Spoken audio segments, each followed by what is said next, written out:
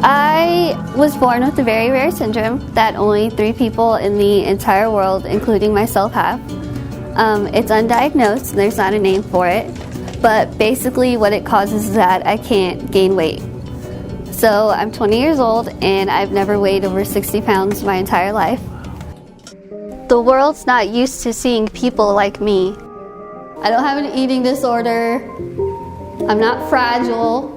There's like the beautiful, like really skinny model, and then there's like Lizzie, like there's a problem with her, and like it's not a healthy kind of thing. So it's like, it's hard to feel jealous, but sometimes it's like, well, gee, I wish I could eat all that and not gain weight. I know this is kind of bad, but I weigh myself sometimes, and if it goes up a pound, you have no idea how good my day just got.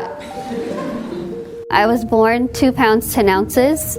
So small that my parents had to go to Toys R Us and get Cabbage Patch doll clothes because regular baby clothes didn't fit me. When was the last time you went on a date? Dating is a touchy subject for me. No. It is, and you know it is. Well, you kissed a boy. That's good. Oh yeah. Anyway. That skirt makes you look fat. Does it? Yeah. I do know that I'm one of the few people that understands her, and I feel like she's grown attached to me. I have thought about like a relationship with Lizzie.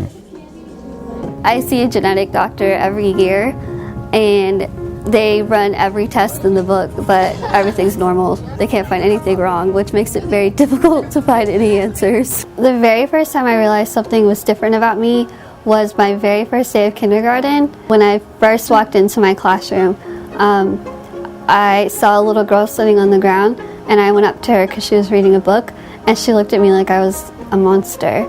I was made like this for a reason. I'm never gonna change it. I'll find a diagnosis, that would be nice. I think they should just name it after me. Lizzie syndrome. That would be a cool one.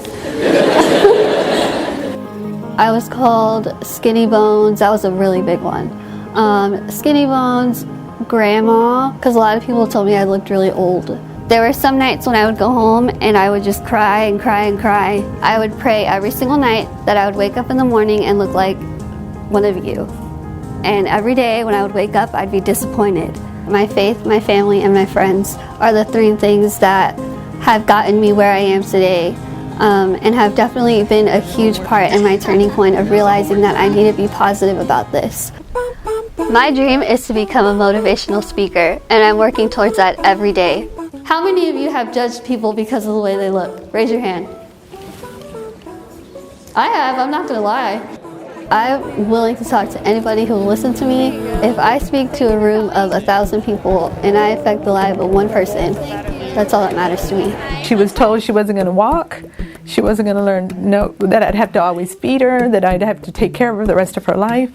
And to see what she's doing now is just awesome. I'm normal. I've set my goals. I decided I wanted to be an inspirational speaker, and I'm doing it. My dream was to get a book published. It'll be out in the spring.